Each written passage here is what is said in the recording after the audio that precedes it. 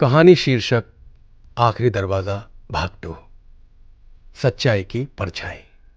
शंकर को गिरफ्तार हुए 1 हफ्ता बीत चुका था। केस अब बंद हो चुका था।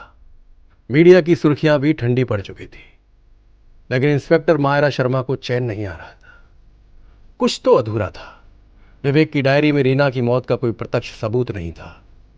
सिर्फ इशारे थे, संकेत और जुनून भरी बातें। रीना की लाश कभी नहीं मिली थी, और उस छुपे हुए कमरे में भी ऐसा कुछ नहीं था जो सीधे साबित कर सके कि वो वहां मारी गई थी। सबसे अहम बात, शंकर ने कभी उसकी लाश नहीं देखी थी। मायरा ने उस पुरानी किताब को दोबारा पढ़ना शुरू किया जो विवेक के छुपे हुए कमरे में मिली थी। उसका अधूरा उपन्यास आखिरी दरवाजा। कुछ पंक्तियां बार बार उसे परेशान कर रही थी। मैंने उसे बंद किया, लेकिन मार नहीं सका। वो अब भी जिंदा है, मेरे भीतर, हर शब्द में। क्या यह सिर्फ लेखक का रूपक था या सच? मायरा ने तहकीकात फिर से शुरू की। सबसे पहले रीना शर्मा की पृष्ठभूमि की, और तभी उसे एक चौंकाने वाली बात पता चली। रीना एक बेहद प्रतिभाशाली चित्रकार थी, लेकिन उसकी एक भी पेंटिंग पिछले 8 सालों से कहीं नहीं दिखी। उसने न तो कोई प्रदर्शनी की, न ही सोशल मीडिया पर कोई उपस्थिति। फिर मायरा को एक पुराना फोटो मिला जिसमें रीना अपने स्टूडियो में थी।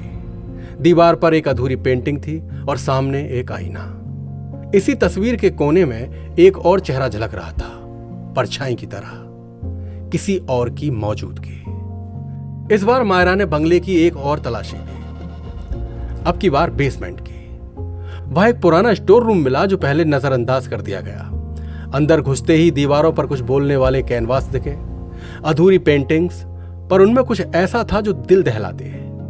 एक पेंटिंग में एक युवती चीखते हुए दिख रही थी, और उसकी आंखों में वही डर था जो इंसान मौत से पहले महसूस करता है। लेकिन उस चित्र का सबसे खौफनाक हिस्सा था उसकी आंखें। वो बिल्कुल असली लग रही थी, जैसे किसी ने उन्हें जीवित आंखों से हूबहू उतारा हो। मायरा को अब शक होने लगा। क्या रीना मरी नहीं थी? क्या वो कहीं छुपी थी या छुपाई गई थी? और तभी उसे याद आया, विवेक की पुरानी डायरी में एक पंक्ति थी, मैंने उसे एक ऐसे फ्रेम में कैद किया है जहां से वो चाहकर भी बाहर नहीं आ सकती। उस रात मायरा ने उस पेंटिंग को ध्यान से देखा। लकड़ी की फ्रेम बहुत मोटी थी। उसने उसे खोलने का फैसला किया। जैसे ही फ्रेम का पिछला हिस्सा हटाया गया, अंदर एक खोखली जगह से कुछ पुरानी चीजें मिली। एक सोने की चैन, एक खून से सना रुमाल और एक पर्ची। पर्ची पर लिखा था, तलाश वहीं खत्म होती है जहां कला शुरू होती है। मायरा को अब यकीन हो गया, रीना को सिर्फ मारा नहीं गया, उसे एक कलाकृति में बदल दिया गया था। पर कैसे? तभी और चौंकाने वाला मोड़ आया। गांव के पास वाले शहर देहरागढ़ की एक छोटी सी आर्ट गैलरी में हाल ही में एक प्रदर्शनी लगी थी, जिसमें अनाम चित्रकार की कुछ पेंटिंग्स दिखी थी। गैलरी के मालिक ने बताया, वो महिला कभी चेहरा नहीं दिखाती। रात के वक्त पेंटिंग्स रख जाती और चली जाती, पर उसकी कला में दर्द है, जैसे वो कुछ कह रही हो। मायरा वहां पहुंची। गैलरी में लगी पेंटिंग्स में कुछ एक जैसी चीजें थी। सब में एक ही चेहरा, एक ही जोड़ी आंखें, और उन आंखों में एक ही दर्द। वो चेहरा रीना का था। अब सवाल उठता है, अगर रीना मरी नहीं तो शंकर ने जिसे मारा वो कौन था? क्या शंकर को झूठे यकीन में रखा गया, या उसने जानबूझकर झूठ बोला? मायरा ने जेल जाकर शंकर से दोबारा मुलाकात की। तुमने कहा था कि रीना मर चुकी थी, क्या तुमने कभी उसकी लाश देखी? शंकर चुप रहा। क्या तुम्हें यकीन था कि वो मरी थी, या तुम्हें बस विवेक की डायरी पर भरोसा था? शंकर की आंखों में डर आ गया। मैंने उसकी तस्वीरें देखी थी, उसकी चीखें दीवार पार से सुनी थी। मुझे यकीन हो गया, पर यकीन और सच्चाई में फर्क होता है शंकर।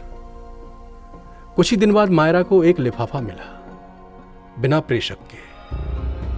उसमें एक छोटा स्केच था, मायरा का चेहरा, लेकिन डर और स्याह रंग में डूबा हुआ। नीचे सिर्फ एक लाइन लिखी थी, अब मेरी कहानी तुम हो। मायरा समझ गई, रीना जिंदा है, और अब वो खुद को एक कलाकार नहीं बल्कि एक न्यायाधीश मानती है। उसकी कला अब प्रतिशोध बन चुकी है। आखिरी दरवाजा अब बंद नहीं बल्कि खुल चुका था। लेकिन उस दरवाजे के पार अब कोई लेखक नहीं था, कोई पुलिस वाला नहीं था, बल्कि एक ऐसी औरत थी जिसने दर्द को रंग बना लिया था और अपने अतीत को कैनवास। पर क्या ये अंत था या फिर कोई दरवाजा अब भी खुलना बाकी था? जानने के लिए सुनते रहिए आकाशध्वनि FM। इस कहानी के अगले भाग में सुनेंगे और भी रहस्यमय बातें। तब तक के लिए शुक्रिया, धन्यवाद।